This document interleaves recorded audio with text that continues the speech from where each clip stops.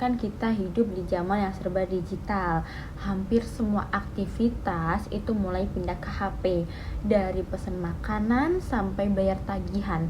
Nah, menariknya sekarang layanan pemerintah juga mulai ikut masuk ke platform digital. Nah, di video ini aku mau bahas gimana digitalisasi layanan publik itu terjadi. Contohnya lewat aplikasi Gojek dan kenapa penting buat masyarakat sehari-hari. Sebelum layanan publik masuk ke aplikasi digital kayak gini, banyak loh urusan yang harus diurus itu secara langsung. Misalnya kayak bayar pajak kendaraan, PBB, atau urusan retribusi lainnya. Biasanya kita harus datang ke kantor, antri panjang, terus prosesnya kadang memakan waktu berjam-jam. Nah, selain memakan waktu, hal kayak gitu tuh bikin warga yang sibuk jadi kesulitan ngatur waktu. Belum lagi kalau lokasinya jauh atau jam pelayanannya terbatas.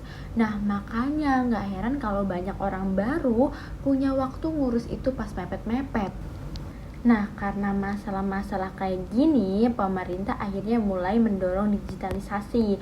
Ide utamanya sederhana, kayak gimana sih caranya biar masyarakat bisa akses layanan publik dengan cepat, transparan, dan gak ribet. Dan karena sekarang kebanyakan orang sudah pakai smartphone, permainan digitalnya jadi lebih gampang. Makanya layanan publik mulai diintegrasikan ke platform yang udah familiar di masyarakat. Walaupun digitalisasi ini sangat membantu, tentu masih ada tantangannya. Misalnya masih ada warga yang belum familiar dengan smartphone atau daerah yang akses internetnya belum stabil. Tapi dengan semakin banyaknya orang yang melek digital, gap ini perlahan dikurangi. Salah satu platform yang mau aku jadiin contoh yaitu Gojek.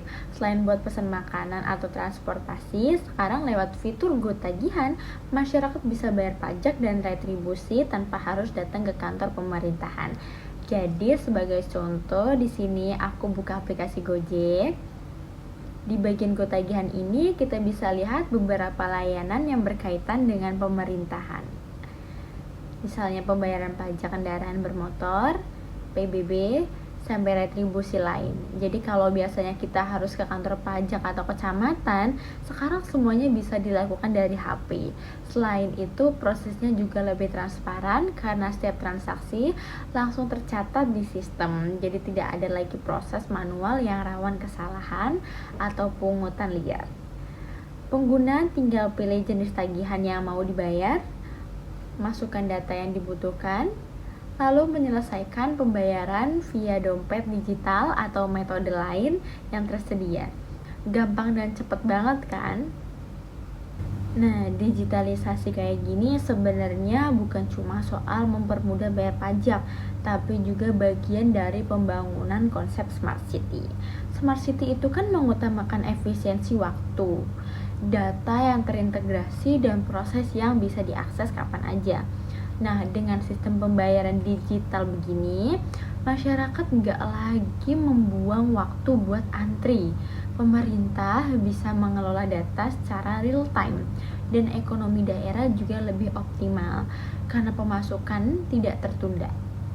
Keuntungan lainnya, layanan via aplikasi juga membantu masyarakat yang nggak terbiasa dengan birokrasi rumit jadi lebih inklusif dan semua orang bisa akses. Perlu dipahami juga bahwa digitalisasi bukan hanya memindahkan layanan dari offline ke online. Ini cara kerja.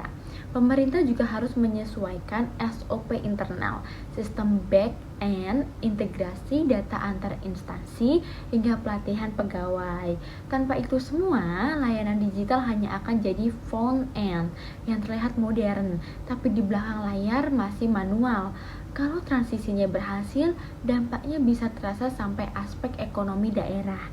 Pendapatan daerah yang dulu tertunda karena pembayaran lambat atau antrian panjang, kini bisa masuk lebih cepat. Efisiensi waktu masyarakat dan pemerintah juga menjadi nilai tambahan ekonomi yang gak kecil. Kedepan nggak mungkin lebih banyak layanan publik terintegrasi dalam per-rap yang sudah dipakai masyarakat. Kita mungkin akan melihat pembayaran izin usaha, sertifikat, dokumen kependudukan, sampai urusan kesehatan dan pendidikan terhubung lewat ekosistem digital yang sama. Sekarang kita masih berada di tahap awal, tapi arah transisinya sudah jelas. Dan masyarakat yang sudah familiar dengan smartphone sebagai bagian dari kehidupan sehari-hari adalah faktor percepatan yang paling besar. Jadi kalau kita bicara digitalisasi layanan publik, ini bukan sekedar mempermudah pembayaran atau menghapus antrian, tapi tentang membangun fondasi sistem pemerintahan yang lebih responsif, efisien, inklusif, dan berbasis data. Digitalisasi juga berpengaruh terhadap transparansi dan akuntabilitas. Model lama yang masih menggunakan proses manual rentan terjadi kesalahan input, manipulasi data, atau pungutan di bawah meja. Tapi ketika transaksi dilakukan lewat platform digital, jejaknya bisa dilacak dan datanya nggak bisa dimodifikasi sembarangan. Ini menciptakan sistem yang lebih bersih, lebih akuntabel, dan lebih dipercaya masyarakat.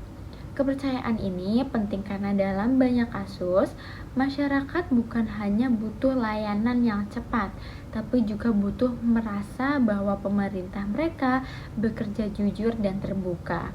Dengan digital, jarak psikologis antara masyarakat dan birokrasi jadi lebih pendek. Namun, digitalisasi juga butuh ekosistem pendukung yang matang. Infrastruktur jaringan harus stabil, sistem harus aman dari kebocoran data, dan edukasi digital harus terus berjalan. Pemerintah juga punya PR untuk menjaga keamanan data pribadi, agar masyarakat merasa aman menggunakan platform digital. Jadi, pada akhirnya, digitalisasi layanan publik bukan cuma soal teknologi, tapi soal pengalaman masyarakat dalam berinteraksi dengan pemerintah. Kalau selama ini layanan publik identik dengan proses yang ribet, lama, dan tidak pasti, digitalisasi mencoba membalik persepsi itu dengan menghadirkan proses yang lebih cepat, jelas, dan bisa dilakukan kapan saja tanpa mengganggu aktivitas sehari-hari. Contohnya seperti yang kita lihat lewat fitur Go Tagihan tadi, sekarang masyarakat bisa bayar pajak kendaraan, PBB atau retribusi lainnya langsung dari HP tanpa harus datang ke kantor pelayanan, tanpa harus antri, dan tanpa harus mengorbankan waktu kerja atau waktu keluarga. Hal seperti ini mungkin terlihat sederhana, tapi dampaknya besar. Ketika layanan publik menjadi mudah, masyarakat lebih disiplin dalam mengurus administrasi. Pemerintah juga lebih mudah mengumpulkan pendapatan daerah, dan pada akhirnya ekosistem pelayanan menjadi lebih sehat dan efisien. Digitalisasi juga menjadi fondasi untuk membangun kota yang lebih cerdas, yaitu smart city, pemerintahan yang lebih responsif, dan masyarakat yang lebih inklusif. Kita tidak hanya memindahkan birokrasi ke layar smartphone, tapi juga memperbaiki cara kerja sistem secara keseluruhan. Walaupun masih ada tantangan seperti literasi digital, infrastruktur internet, hingga keamanan data, transportasi ini sudah berjalan dan akan terus berkembang seiring meningkatnya kesadaran digital masyarakat dan kemampuan teknologi kita. Sekarang pertanyaannya bukan lagi perlu nggak sih layanan publik digital, tapi seberapa cepat kita bisa menyelesaikan transisinya dan memastikan semuanya bisa ikut. Itu yang akan menentukan beberapa besar manfaat yang bisa dirasakan oleh masyarakat. Dan yang paling penting, digitalisasi ini bukan hanya untuk generasi sekarang, tapi untuk semua orang. Semakin mudah sistemnya, semakin sedikit hambatan yang harus dilewati, dan semakin besar dampak sosial ekonominya untuk negeri ini. Nah, kalau kita lihat dari kacamata yang lebih luas, digital layanan publik ini sebenarnya juga mengubah pola hubungan antara masyarakat dan pemerintah.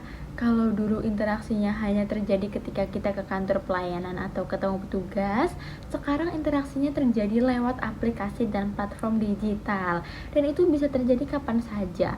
Contohnya, waktu masyarakat mau bayar pajak kendaraan, dulu kita harus tanya langsung ke petugas soal jenis pajak, jumlah yang harus dibayar, tenggat waktunya, dan prosedurnya. Sekarang informasi itu sudah tersedia di aplikasi, lengkap dan jelas. Masyarakat tidak lagi bergantung pada interpretasi individu, tapi pada sistem yang seragam untuk semua orang. Digitalisasi juga mengubah ekspektasi masyarakat ketika masyarakat mulai terbiasa dapat layanan cepat dari sektor swasta. Misalnya, pesan makanan datang 20 menit, pesan ojek datang 2 menit, beli barang tinggal klik. Mereka mulai punya ekspektasi yang sama dari sektor publik. Pemerintah akhirnya terdorong untuk mengejar standar layanan baru yang berbasis kecepatan, kenyamanan, dan kejelasan. Menariknya, standar baru itu membuat pemerintah harus lebih adaptif. Tidak lagi bisa mengandalkan sistem lama yang lambat dan tertutup. Harus ada inovasi, kolaborasi, dan integrasi data antar instansi. Jadi bukan hanya transportasi teknologi, tapi juga transportasi budaya kerja. Selain itu, kita juga bisa lihat bahwa model kolaborasi dengan platform digital seperti Gojek bukan hanya soal memindahkan layanan aplikasi, tapi juga memanfaatkan sistem ekonomi yang sudah terbentuk dari masyarakat ini, merefleksikan tren baru dalam tata kelola publik, di mana pemerintah tidak harus selalu membangun semuanya dari nol, tetapi bisa bermitra dengan sektor swasta untuk mempercepat inovasi. Digitalisasi juga punya dampak sosial yang gak kalah penting. Biasanya orang yang paling kesulitan mengakses layanan publik justru kelompok yang waktu dan mobilitasnya terbatas. Misalnya pekerja harian, orang tua tunggal, lansia yang gak bisa jauh-jauh, atau warga yang tinggal cukup jauh dari pusat kota. Dengan layanan digital, banyak hambatan ini jadi semakin kecil. Ada inklusi sosial yang terjadi tanpa harus secara eksplisit disebut. Kalau kita tarik lebih besar lagi, tren ini sebenarnya bagian dari transisi menuju konsep smart city atau kota cerdas. Nah, smart city sendiri punya beberapa pilar utama, seperti integrasi data, efisiensi pelayanan, transparansi, serta kemampuan untuk memberikan layanan kapanpun masyarakat membutuhkannya. Bukan hanya selama jam kerja. Dengan sistem pembayaran digital kayak GoTagihan tadi, salah satu pilar smart city itu sudah mulai terbentuk, yaitu efisiensi dan aksesibilitas layanan publik. Selain itu, ketika layanan publik mulai terhubung ke sistem digital, masyarakat pelan-pelan terbiasa mengurus administrasi tanpa harus menyesuaikan jadwal kerja atau antri berjam-jam. Ini penting karena selama ini urusan administrasi publik dianggap menguras energi. Bahkan sebelum prosesnya dimulai, sekarang pengalaman itu mulai bergeser jadi sesuatu yang lebih cepat dan rasional. Dari sisi pemerintah, digitalisasi juga membuka ruang perbaikan yang sebelumnya nggak mungkin dilakukan dalam sistem manual. Misalnya kayak proses pencatatan dan pelaporan pendataan daerah bisa dilakukan secara otomatis dan real time. Data transaksi bisa langsung masuk ke dashboard pemerintah. Dan ini membantu mereka untuk mengambil keputusan berdasarkan data, bukan sekedar feeling atau asumsi. Ketika data mulai akurat dan terkonsolidasi, pemerintah bisa memetakan pola pembayaran, keterlambatan, sampai jenis pelayanan yang paling banyak digunakan masyarakat. Hal-hal kayak gini penting banget dalam konteks perencanaan pembangunan berbasis data. Sekian penjelasan saya tentang Smart City, yang dimana Gojek yang saya ambil untuk pembahasan topik saya kali ini. Terima kasih. Wassalamualaikum warahmatullahi wabarakatuh.